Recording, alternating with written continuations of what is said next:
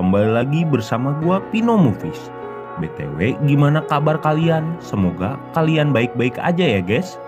Pada kesempatan kali ini, Pino mau membahas atau mereview sebuah film sepasang kekasih yang berniat untuk pulang kampung menggunakan pesawat otek-otek. Akan tetapi, sang pilot terkena serangan jantung yang membuat mereka jadi pilot dadakan untuk bertahan hidup. Dan film ini berjudul Horizon Line 2020. Oke lah, daripada saya baceo kayak burung beo, mending kita langsung aja ke dalam videonya. Dan jika kalian suka dengan channel ini, silakan like, subscribe aja, juga dinyalain loncengnya supaya tidak ketinggalan video terbaru dari Pino lainnya. Kisah dimulai dari sepasang kekasih yang berlatarkan di Pulau Mauritius, tepatnya di Afrika, yang dimana ada seorang gadis bernama Sarah dan ayangnya yang bernama Jackson. Dalam perbincangan mereka, Sarah bercerita bahwa ia akan pulang ke London untuk kembali bekerja di sana. Sementara itu, Jackson memilih untuk tinggal di pulau ini, sehingga Sarah mendengar perkataan tersebut tidak suka dengan momen perpisahan mereka. Dan ia sendiri memilih untuk pergi tanpa pamit sama sekali. Take any of my clothes. Some 2 more beers. Back in a sec.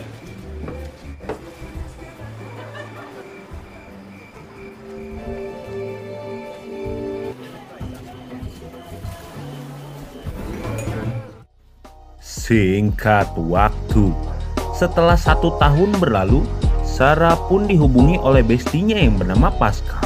Pascal itu wanita ya guys, untuk menghadiri pesta pernikahan yang dirayakan di Pulau Mauritius, sehingga hal tersebut bisa membuat Sarah bertemu kembali dengan ayang Jacksonnya.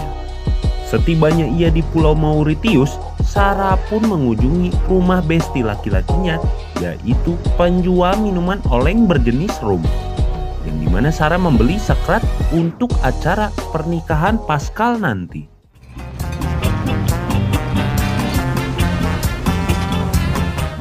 Ketika Sarah tiba di sebuah kafe bersama Pascal, ini batang hidungnya, yang dimana mereka sedang asik membahas seputar acara pernikahannya.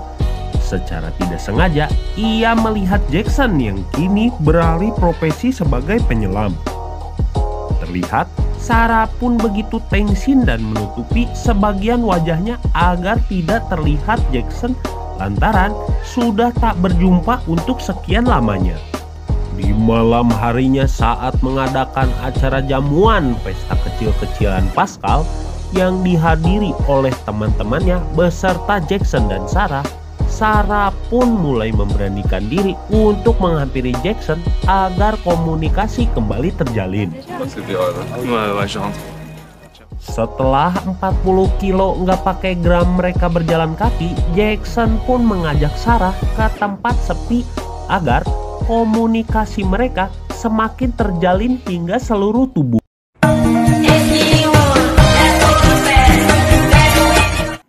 Keesokan harinya, Sarah yang baru saja terbangun dari boboknya langsung bergegas pergi tanpa pamit untuk kedua kalinya, yang dimana Pascal menghubungi Sarah untuk memberitahu bahwa ia akan berangkat duluan dan menyuruh Sarah untuk menyusul bersama Freddy yang merupakan seorang pilot sekaligus pemilik penyewaan pesawat di pulau tersebut. Setibanya di tempat Freddy ini jelemanya, Sarah membawa sekrat rum yang dibeli pada saat itu. Dan terlihat Freddy sedang dalam kondisi yang cukup ripuh akibat penyakit yang ia derita. Akan tetapi Freddy berkata kepada Sarah, "Tenang saja Neng, Abah cuman sedikit kecapean. Kemarin habis belajar ngedrip pakai pesawat."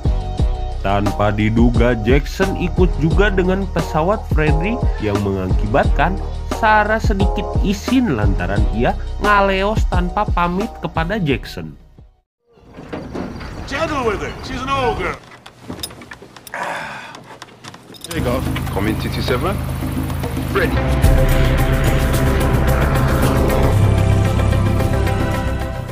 Diketahui ternyata Sarah pernah mengendarai sebuah pesawat, tapi itu dulu, sehingga Freddy menyuruh kepada Sarah untuk duduk di CO pilot dan mengendarai bersamanya, yang dimana Jackson sedang sibuk menaruh tabung gas yang telah terjatuh. Dan di saat itu pula, Freddy tiba-tiba saja batuk dan mengalami serangan jantung. Lalu, apa yang terjadi?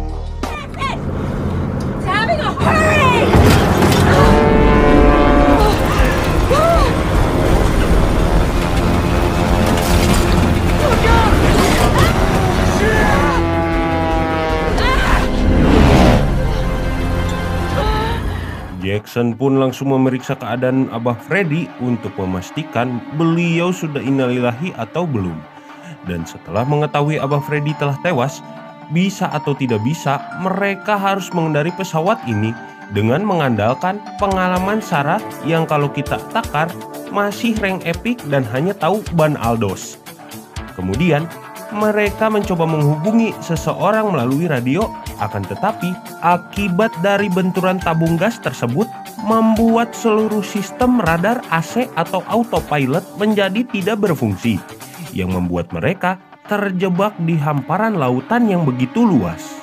Di saat sedang mencari solusi, tibalah suara seseorang yang terdengar dari dalam radio yang menanggapi permintaan tolong mereka, yang dimana suara tersebut menyuruh kepada mereka untuk terbang ke arah barat karena satu-satunya cara cepat agar bisa sampai ke daratan. Namun, ada masalah besar yang harus mereka lewati, yaitu badai petir. That's what he said.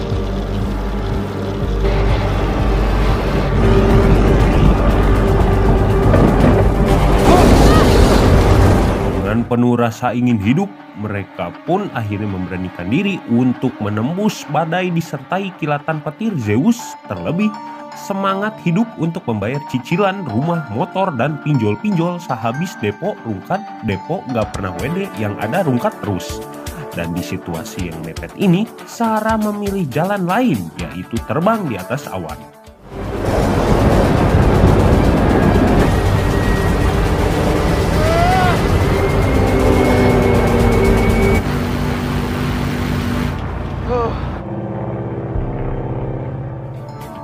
Pada akhirnya mereka pun berhasil. Akan tetapi, We're getting altitude sickness. We need to fly lower.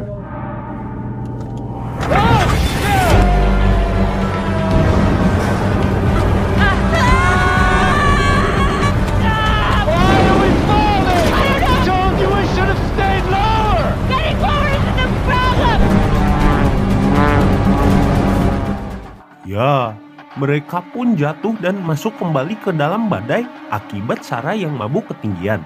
Yang karena kompas mengalami kerusakan, Jackson yang merupakan anak SMK dan meraih nilai 10 mencoba membuat kompas dengan alat seadanya supaya arah yang mereka tuju tidak menyimpang dari arah yang sudah mereka tentukan.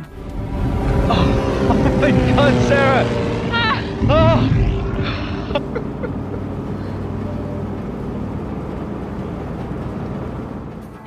Dan syukur alhamdulillah mereka berdua berhasil melewati badai tersebut. Namun timbul masalah baru karena permintaan dari sutradaranya supaya filmnya jadi rame. Yang dimana bahan bakar mereka tinggal 5% dari padahal yang sebelumnya mereka masuk ke dalam badai tersisa 35% masih cukup untuk mereka sampai ke daratan. Sehingga Sarah yang terbiasa main plane simulator pun berhasil memindahkan tangki bahan bakar utama ke tangki cadangan. Tapi lagi-lagi timbul pikarung singen yang dimana jarum dalam tangki cadangan pun mengalami penurunan secara cepat, pertanda bahwa adanya masalah kebocoran. Demi keselamatan mereka berdua, Jackson pun merelakan dirinya untuk memperbaiki kebocoran pada tangki pesawat dengan menggunakan tali tambang yang ada, sehingga bisa menahan sedikit badannya apabila ia disoledat. Can you slow us down?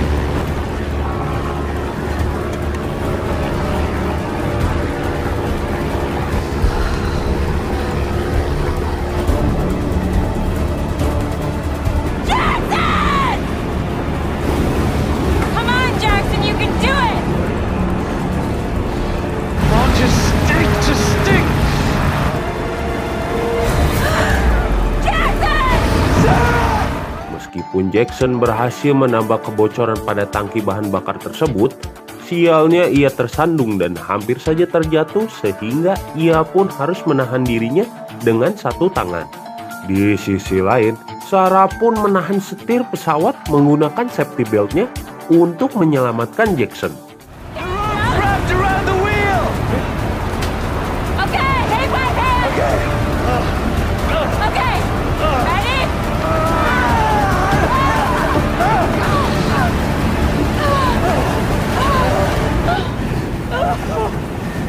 Ya, Sarah pun berhasil menyelamatkan Jackson, namun sangat disayangkan sekali akibat dari memperbaiki kebocoran yang ada. Kini Jackson pun terluka dan harus menahan rasa sakitnya, sehingga Sarah yang memiliki beberapa botol rum pun berinisiatif untuk membasuh lukanya Jackson menggunakan rum agar tidak terjadi infeksi pada luka Jackson. Dengan kenyataan bahan bakar masih kurang cukup untuk mencapai ke daratan, Jackson pun menyuruh kepada Sarah untuk membuang semua barang yang ada di dalam pesawat, berharap mengurangi beban dari si pesawat. Dan ketika Sarah melakukannya, ia pun tidak sadar jika ada seseorang yang berlayar tepat di bawahnya.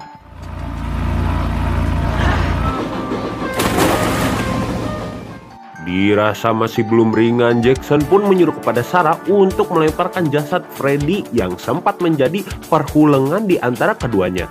Dan Sarah pun berpikir, masa jasad temen aing harus dipikeun kayak runtah. Akan tetapi, demi keselamatan mereka berdua, dengan berberat hati, Sarah pun harus melakukannya.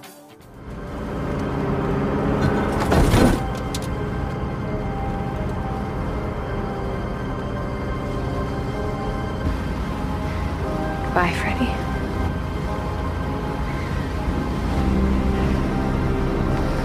Setelah tidak ada yang tersisa lagi di dalam pesawat, Jackson pun terlintas sebuah ide dengan botol rum milik Sarah, yang dimana minuman tersebut mengandung senyawa etanol meskipun hanya beberapa persen saja.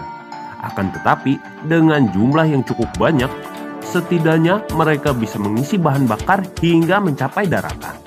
Dengan kondisi tangan Jackson yang sudah pengkor, Sarah pun memberanikan dirinya untuk mengisi bahan bakar yang terletak di sayap kiri pesawat dan menguatkan mentalnya untuk menyelamatkan mereka berdua.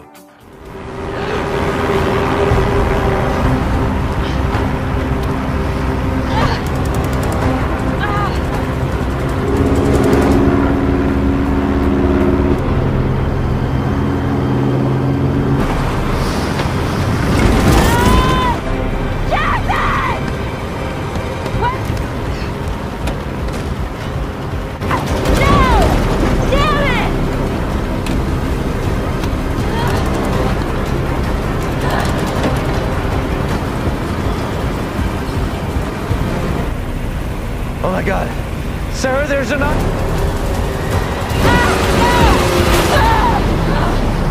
That's it, Sarah! We're out of bounds! Setelah berhasil masuk ke dalam, tadi sangka rencana alkohol ini berhasil menambah bahan bakar pesawat. Di mana Jackson berkata kepada Sarah bahwa ia melihat ada sebuah pulau kecil yang sudah terlewati. Akan tetapi karena bahan bakar tinggal seupret begini, mungkin alangkah lebih baik ya jika memutar arah dan menepi di pulau tersebut daripada harus terbang ke arah barat mengharapkan daratan yang tak kunjung terlihat.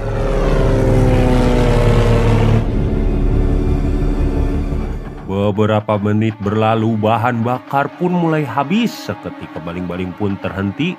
Akan tetapi pesawat pun masih terbang secara stabil, yang dimana detik-detik terakhir Sarah meminta maaf kepada Jackson karena selalu pergi dengan Leos, yang ketika momen-momen dramatis semakin kental, pulau yang dimaksud pun terlihat diiringi senyuman di wajah mereka berdua.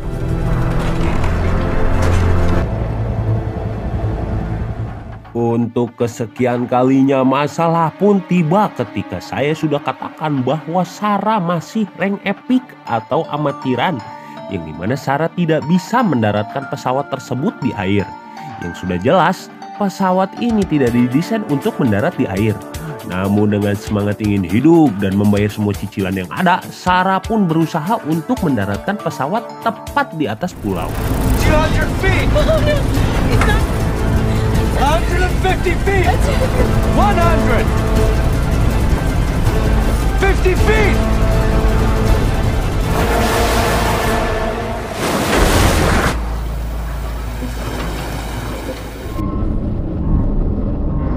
Dalam insiden tersebut, Sarah pun berhasil siuman terlebih dahulu dan mengambil nafas karena sudah ngap ke atas permukaan laut. Akan tetapi ketika Sarah sedang mengambil nafas, Sarah yang tidak melihat ada Jackson berpikir bahwa Jackson sedang terperangkap. Ia pun langsung kembali ke dalam air dan membawa Jackson ke pulau tersebut.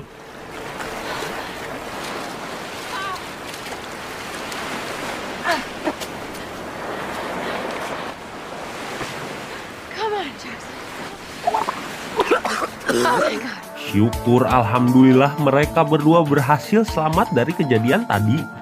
Namun jika kita perhatikan pulau kecil ini nampaknya seperti terumbu karang yang di atasnya terdapat pasir putih sehingga gelombang pasang pun siap menyapu bersih tempat tersebut dan membuat mereka tetap harus berenang. Dengan hanya bermodalkan pelampung milik Jackson, mereka pun berenang di lautan luas tanpa adanya petunjuk arahan. Dan di detik-detik keputusasaan yang kedua kalinya, lalu apa yang terjadi? You're gonna be okay. We're a team.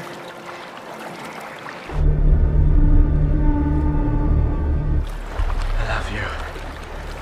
I love I love you so much.